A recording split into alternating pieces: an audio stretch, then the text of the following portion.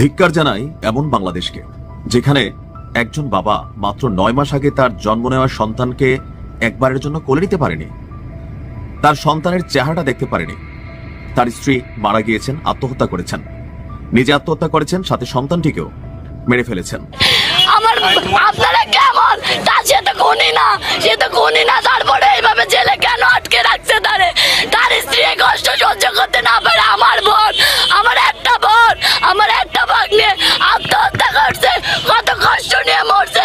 ছাত্র অভ্যুত্থানের পর থেকে নিজের দল আওয়ামী লীগকে বিপদে ফেলে স্বার্থপরের মতোই ভারতে পালিয়ে বেঁচেছেন সাবেক প্রধানমন্ত্রী শেখ হাসিনা। তার পালানোর পর কার্যত ধ্বংস হয়ে গেছে তার ক্ষমতাসীন দলগুলো। আওয়ামী লীগ আর ছাত্রলীগ নিষিদ্ধ হওয়ার পর বিভিন্ন হেভিওয়েট নেতা নেত্রীরাও পালিয়েছেন যে যার মতো করে। এমনকি ধরা পড়ে কারাগারে বন্দীও হয়েছেন অনেকে। আর তাদের অপরাধের মাসুল গুনতে হচ্ছে নিরপরাধ বাবা মা, ভাই বোন আর স্ত্রী সন্তানদের। তেমনি এবার এমন এক হৃদয় বিদারক ঘটনা ঘটেছে যা রীতিমতো নাড়া দিয়ে গেছে গোটা এলাকাবাসীকে। দর্শক, এই মুহূর্তে আপনাদের সামনে একটি গুরুত্বপূর্ণ ভিডিও নিয়ে হাজির হয়েছি। পুরো ভিডিওটি দেখলে আপনি অবাক হতে বাধ্য হবেন, তাই ভিডিওটি ধৈর্য সহকারে দেখে আসি।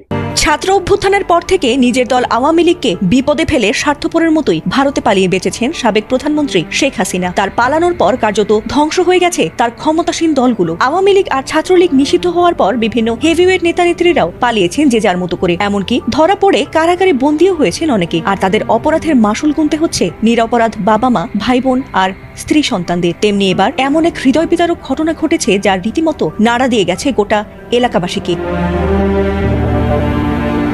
স্বামী জুয়েল হাসান সাদ্দামের সঙ্গে বিয়ের 5 বছর গড়াতেই ছেলে সন্তানের মা হয়েছিলেন কানিজ সুবর্ণা স্বর্ণালী নামের এক নারী। তবে তাদের সেই ছোট্ট সুখের সংসারে কাল হয়ে দাঁড়িয়েছিল স্বামীর রাজনৈতিক পরিচয়। কারণ স্বামী ছিলেন নিষিদ্ধ ছাত্রলীগ নেতা, আর সেই পরিচয়ের কারণেই জুলাই আন্দোলনের পর থেকেই কারাগারে আছেন তিনি। আর তার ফলে তাদের সেই ছোট্ট সংসারটি ভেঙে পড়ে অনিরাপত্তা আর অনিশ্চয়তায়। নানাভাবে শত চেষ্টা করেও যখন স্বামীকে মুক্ত করে আনতে পারেননি তিনি, তখন শারীরিক আর মানসিকভাবে ভেঙে পড়েন তিনি। আর তারপরই বেছে নেন জীবনের চরম সিদ্ধান্ত। 9 মাসের শিশু সন্তান নাজিম হোসেনকে বালতির পানিতে ডুবিয়ে হত্যার পর নিজেও বেছে নিয়েছেন আত্মহননের পথ। আর মর্মান্তিক ঘটনাটি ঘটেছে বাগেরহাট সদর উপজেলার সাবেকডাঙ্গা গ্রামে। শুক্রবার দুপুরে মা ছেলের মরদেহ উদ্ধার করেছে পুলিশ। আর ঘটনাটি ছড়িয়ে পড়তেই যেন কান্না থামছে না স্বর্ণালীর স্বজনদের ধারণা, দীর্ঘদিন ধরে স্বামী কারাবন্দী থাকায় হতাশাগ্রস্ত হয়ে তিনি এমন কাণ্ড ঘটিয়েছেন। ওর হাজবেন্ড জেলখানায় থাকাতে জামিন হওয়ার পরও জামিন হয় না, এই কারণেই যে তার সাথে অত্যন্ত স্বামীরা খুবই ভালোবাসত, এই কারণে স্বামীর অনুপস্থিত কারণে এই আত্মহত্যাটা করেছে। আল্লাহ মাফ করে দিই। স্বামীকে ভীষণভাবে ভালোবাসতেন তার বোন, তাই তার কারাবাসের বিষয়টি মেনে নিতে পারেননি তিনি। বারবার ছুটে যেতেন যশোর কারাগারে আর সাধ্যমতো জামিন করানোর চেষ্টা করতেন। তবে জামিন না হয় মানসিকভাবে দুর্বল হয়ে পড়েন তিনি। আর এরপর সব প্রচেষ্টাকে ব্যর্থ করে দিয়ে এমন আত্মঘাতী সিদ্ধান্ত নিয়েছেন তিনি। আর এই বর্ণনা দিতে গিয়ে কান্না ধরে রাখতে পারেননি শুভ। অনেকবার জামিন হওয়ার কথা ছিল, জামিন হয়নি। এই নিয়ে আমার বোন মানসিকভাবে ভেঙে পড়ে। আমরা তারা অনেক বোঝানোর চেষ্টা করেছি, তারপরেও সে মানসিকভাবে ভেঙে পড়ে।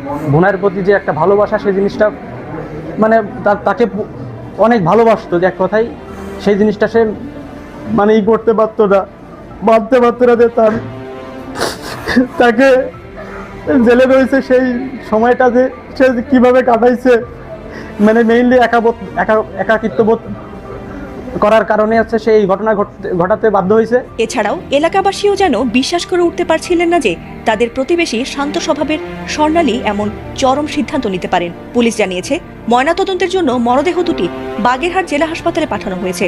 মূলত ময়নাতদন্তের পরই মৃত্যুর সঠিক কারণ জানা যাবে। এ ঘটনায় এখন পর্যন্ত কোনো অভিযোগ পাওয়া যায়নি, আর আইনগত ব্যবস্থা প্রক্রিয়াধীন রয়েছে বলেই জানিয়েছে পুলিশ।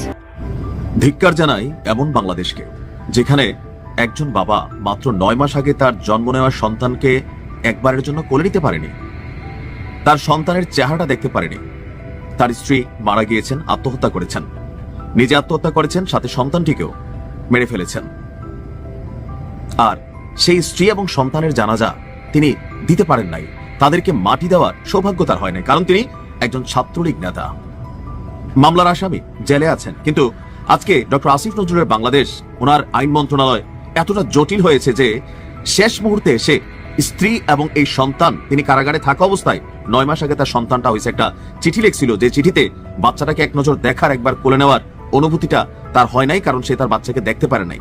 মামলা অপরাধ করছে, কারাগারে আছে। কিন্তু যেই কারাগার থেকে মৃত্যুর পরেও স্ত্রী সন্তানের জানাজায় উপস্থিত থাকার সুযোগ নাই, যেই কারাগার থেকে তাদের লাশটা দাফন কাফন করার মাটি দেওয়ার সুযোগ দেওয়া হয় না, এমন বাংলাদেশ আমাদের ডক্টর ইউনূসের নেতৃত্বে চলছে।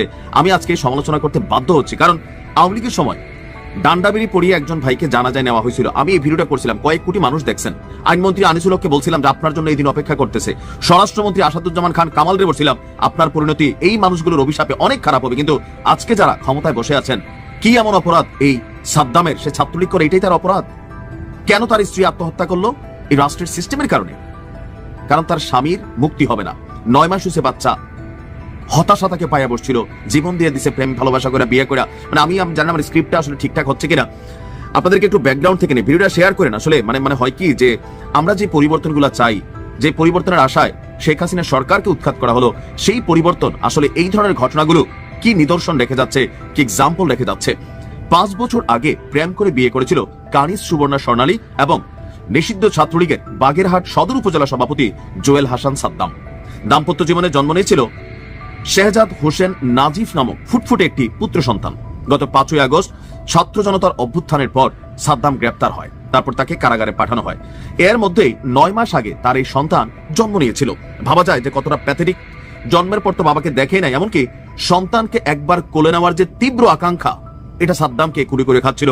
কারাগার থেকে স্ত্রীকে লেখা একটা চিঠিতে তার এই পুত্রকে কোলে নিতে না পারার যে গভীর বেদনা, সেই বেদনার কথা উল্লেখ করেছিল সাদ্দাম। কিন্তু সেই আশা তার আর পূরণ হলো না। স্বামীকে কারাগার থেকে মুক্ত করতে না পারার হতাশা শেষ পর্যন্ত কেড়ে নিয়েছে কানিজ সুবর্ণা স্বর্ণালী এবং তার শিশু সন্তানের জীবন, কারণ তিনি আত্মহত্যা করেছেন। আজকে বিকেলে শেষবারের মতন স্ত্রী এবং সন্তানকে এক নজর দেখতে মরদেহ নিয়ে যাওয়া হয় যশোর কারাগারের জেল গেটে। তবে স্থানীয়দের দাবি এই মৃত্যু রহস্যজনক। তারা ঘটনার প্রকৃত তদন্ত দাবি করেছেন। আপনার বলা হচ্ছে যে মৃত কানিজ সুবর্ণা স্বর্ণালীর ভাই সুবল হাওলাদার বলছেন, আমার বোনের স্বামী সাদ্দামের প্যারোলে মুক্তির বিষয়ে আমরা মৌখিকভাবে বাগেরহাট জেলা প্রশাসনকে জানিয়েছিলাম। জেলা প্রশাসন থেকে জানানো হয় যেহেতু তিনি যশোর কারাগারে বন্দী, বিষয়টি যশোর জেলা প্রশাসন দেখবে। দর্শক, সবার আগে এরকম নতুন নতুন ভিডিও পেতে চ্যানেলটি সাবস্ক্রাইব করে রাখুন। ধন্যবাদ। আসসালামু আলাইকুম।